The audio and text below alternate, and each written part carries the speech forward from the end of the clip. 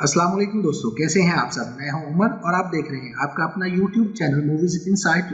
दोस्तों आज हम जीपर क्रीपर के पार्ट 2 पर बात करेंगे, तो चलें शुरू करें। फिल्म स्टार्ट होती है और बताया जाता है कि एक आदमखोर जो कि बहुत खतरनाक होता है और हर 23 साल के बाद 23 दिन के लिए आता है और वो बहुत सारे इंसानों को मारकर खा जाता है और वो ये तबाही 23 दिनों तक मचाता है। ये एक बार फिर दुनिया में आ चुका होता है और आज 22वां दिन है। फिर हम एक छोटे लड़के को देखते हैं जो कि खेतों में एक पुतला लगा रहा होता है और इसके फादर को देखते हैं जिसका नाम जैक होता है, जो अपने बेटे से कह रहा होता है कि इस काम को जल्दी से निपटाओ। और वहीं इसका एक कुत्ता भी होता है जो किसी पर मुसलसल भौंक रहा होता है और छोटे लड़के का बड़ा भाई भी होता है और ये पुतला लगाने जाता है। फिर उसे एक बहुत बड़ा पुतला नजर आता है और वो बहुत अजीब होता है। वो उसे देखने इसके पास जाता है और देखता है कि इसके पंजे हरकत कर रहे हैं, जैसे वो देखकर डर जाता है और वो अपने बाप की तरफ भागता है। फिर वो क्रीपर भी इसको काबू करने के लगता है। फिर छोटा बच्चा चीख मारकर अपने बाप और भाई को बुलाता है, जिस पर इसका बाप गन लेकर बाहर आता है और फिर दोनों बाप बेटा इसकी तरफ भागते हैं। वो देखते हैं कि कोई अजीब सी चीज इसको लेकर भाग रही होती है। फिर वो एकदम से फजा में उड़ जाता है और ये लोग देखते ही रह जाते हैं और कोई भी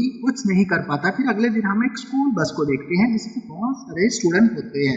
इनमें से एक लड़के को देखते हैं जिसका नाम स्काउट होता है। वो वहाँ एक साइड पर बैठा होता है और बहुत अपसेट है। फिर बस का एक टायर पंक्चर हो जाता है जिससे इन्हें काफी परेशानी होती है और जब ड्राइवर जाकर टायर चेक करती है तो उसे पता चलता है कि इसमें कोई तेज धार हथियार लगा है। इस हथियार का नाम थ्रोइंग स्टार होता है जिसके ऊपर उन्हें एक इंसानी दांत भी मिला। फिर बस के रेडियो पर एक खबर चलती है कि चर्च के करीब 300 के करीब पुरानी लाशों के ढांचे मिले हैं और इनमें से कुछ तो 200 साल पुरानी है। ये न्यूज सुनकर सब चौंक जाते हैं। फिर ड्राइवर वॉकी टॉकी की मदद से हेल्प मंगवाने की कोशिश करती है मगर उसे कोई रिस्पांस नहीं मिलता। फिर ये 3 लड़कियां बस से बाहर जाकर स्मोकिंग करना शुरू कर देती हैं और फिर एक कोच वहां आ जाता है जो इन्हें देख लेता है और ये सिगरेट छुपा लेती है। फिर कोच कहता है कि सिगरेट से कैंसर हो जाता है और वहां से चला जाता है। फिर ड्राइवर भी इनके साथ मिलकर सिगरेट पीना शुरू कर देती है। फिर ये एक पुराना टायर लगाते हैं और बस को आहिस्ता आहिस्ता लेकर चल पड़ते हैं। फिर जैक क्रीपर को मारने के लिए कोई हथियार बना रहा होता है क्योंकि वो अपने बेटे का बदला लेना चाहता है। जैसे ही रात होती है इनमें से एक लड़की नेंसी को ख्वाब आता है कि अपने ख्वाब में वो एक लड़के को देखती है और ये पार्ट 1 वाला डेरी होता है और फिर जैक के बेटे को भी देखती है। वो दोनों नेंसी को बता रहे होते हैं कि वो आदमखोर इनकी तरफ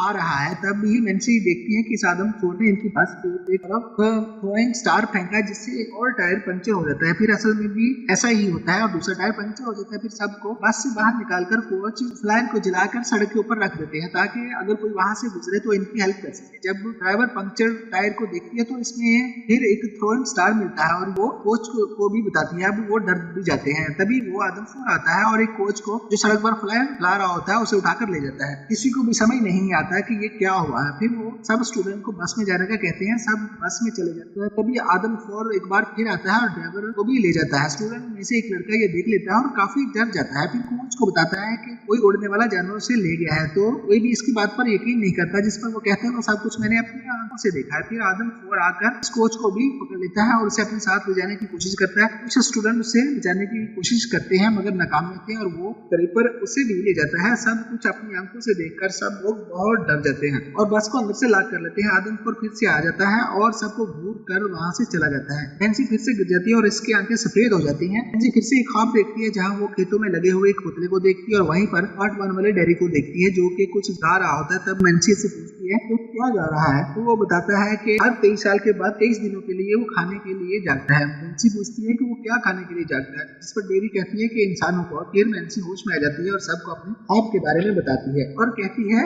कि इसके ख्वाब में एक लड़के को देखा जो कह रहा है कि आदमखोर तुम सबको मारकर खा जाएगा। कोई भी इसकी बात पर यकीन नहीं करता। नेंसी काफी समझदार थी और जब भी आदम और इसके आसपास से होता वो दोनों लड़के इसको नजर आने लगते। दूसरी तरफ जैक और इसका बेटा एक कार के पास पहुंचते हैं जो कि क्रैश हुई होती है और वहीं पर कोई वॉकी टॉकी पर मदद मांग रहा होता है और वो इन्हें स्टूडेंट में से ही एक लड़का होता है जो इन्हें पुलिस समझकर इनसे हेल्प मांग रहा होता है और कहता है कि वो आदम इन्हें मार देगा, प्लीज हमें बचा लेंगे। ये सुनकर जैक और इसका बेटा की लोकेशन की तरफ चल पड़ते हैं। आदमखोर फिर बस पर हमला करता है और एक स्टूडेंट को अपने साथ जाने लगता है, लेकिन एक स्टूडेंट लड़की आदमखोर की आंख में एक राड घुसा देती है जिसकी वजह से वो इस लड़के को छूट देता है और अपने सर से राड को निकालता है। इस राड के साथ ही इसका सर का आधा हिस्सा भी कट जाता है मगर ये फिर भी नहीं मरता और फिर वो आसमान की तरफ उड़ जाता है और काफी जोर से बस के ऊपर आकर गिरता है। बस की छत से इसका एक बार अंदर आ जाता है। वो लोग पीछे मर चुका है। इनमें से एक स्टूडेंट इसके पर का मजाक बनाता है। तभी वो इस लड़के को पकड़ लेता है और इसका सर ही डर से अलग कर देता है।